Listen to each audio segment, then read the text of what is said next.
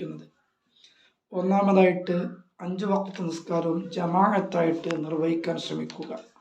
പള്ളിയിൽ പോയിട്ടോ വീടുകളിൽ വെച്ചോ ഒരാളെങ്കിലും കൂട്ടിയിട്ട് ഈ റമദാനിലെ മുഴുവൻ നിസ്കാരങ്ങളും ഫർദ് നിസ്കാരങ്ങളും ജമാഅത്തായിട്ട് നിസ്കരിക്കാൻ വേണ്ടി നമ്മൾ ശ്രദ്ധിക്കുക.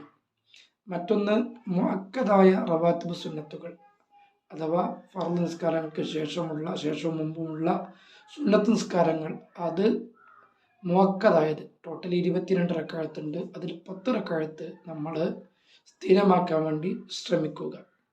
സുബ്ഹിന് മുമ്പുള്ള 2 റക്അത്ത്, ളുഹറിന് മുമ്പുള്ള 2 റക്അത്ത്, ശേഷമുള്ള 2 റക്അത്ത്, മഗ്രിബിന് ശേഷമുള്ള 2 റക്അത്ത്, ഇശാഇന് ശേഷമുള്ള 2 റക്അത്ത്, ഇങ്ങനെ 10 റക്അത്ത് സുന്നത്തുകൾ ജീവിതത്തിൽ റമദാൻ മാസത്തിൽ നമ്മൾ നിത്യമാക്കാൻ ശ്രദ്ധിക്കുക.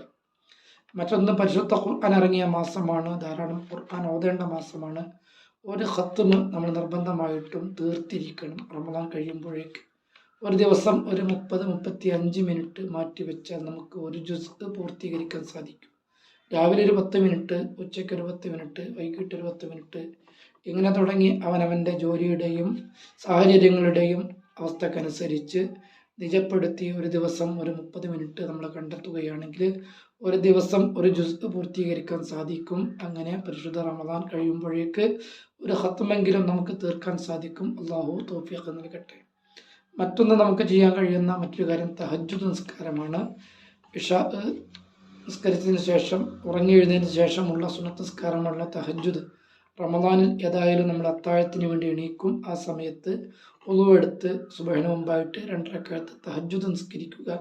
അതിനുശേഷമുള്ള ദുആക്ക് വലിയ ഉത്തരം ലഭിക്കാൻ സാധ്യതയുള്ള നിസ്കാരമാണ്. നിസ്കാരം നമ്മൾ റമദാനിൽ പതിവാക്കുക, തുടർന്നും കൊണ്ടു നടക്കാൻ ശ്രമിക്കുക.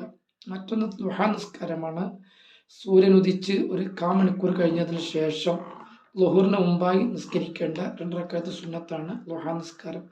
അത് 8 റക്അത്താണ് കൂടിയത്. 2 റക്അത്തെങ്കിലും നമ്മൾ ജീവിതത്തിൽ പതിവാക്കാൻ വേണ്ടി ശ്രമിക്കുക.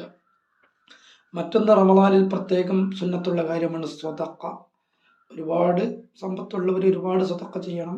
ഏതായാലും 30 ദിവസവും ഒരു ചെറിയ സ്വതക്കയും ചെയ്യാത്ത ഒരു ദിവസം നമുക്കുണ്ടാവരുത്. ഒരു 10 രൂപയെങ്കിലും ഒരു ദിവസം ആർക്കെങ്കിലും, പാവപ്പെട്ടവർക്കോ അല്ലെങ്കിൽ പള്ളിയിലേക്കോ മദ്രസയിലേക്കോ ഒക്കെ നൽകിയിട്ട് സ്വതക്ക ചെയ്യാത്ത ഒരു ദിവസവും നമുക്ക് റമദാൻ കഴിഞ്ഞു പോകരുത്. മറ്റൊരു കാര്യം, നമുക്ക് നോമ്പ് തുറപ്പിക്കൽ വലിയ പുണ്യമുള്ള കാര്യമാണ്. ഒരാളെങ്കിലും വിളിച്ചിട്ട് നമ്മളൊരു ദിവസം നമ്മുടെ വീട്ടിൽ നോമ്പ് തുറ ഉണ്ടാക്കണം. കൂടുതൽ ആളെ വിളിക്കാൻ കഴിയുന്ന കൂടുതൽ ആളെ വിളിക്കുക. ചുരുങ്ങിയത് ഒരാളെയെങ്കിലും നോമ്പ് തുറപ്പിക്കാതെ ഈ റമദാൻ നമുക്ക് കടന്നു കഴിയരുത്.